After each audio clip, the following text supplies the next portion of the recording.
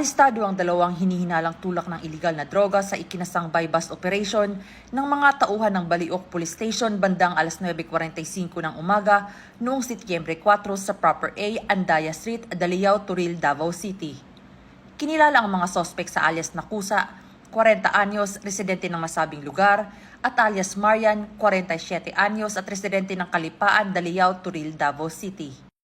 Ang operasyon na isinagawa sa ilalim ng koordinasyon sa Philippine Drug Enforcement Agency.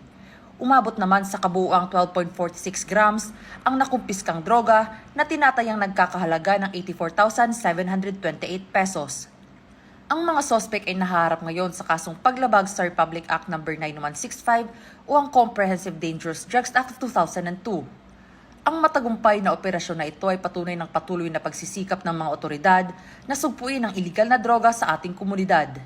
Naway magsilbing babala ito sa iba pang sangkot sa ganitong uri ng krimen na hindi mapapalampas ang batas at ang hustisya ay laging nakabantay. Mula rito sa Police Regional Office 11, ako ang inyong PNN Correspondent, Patrolwoman Shaira Rose Aquino, alagad ng batas, tagataguyod ng Balitang Pulis.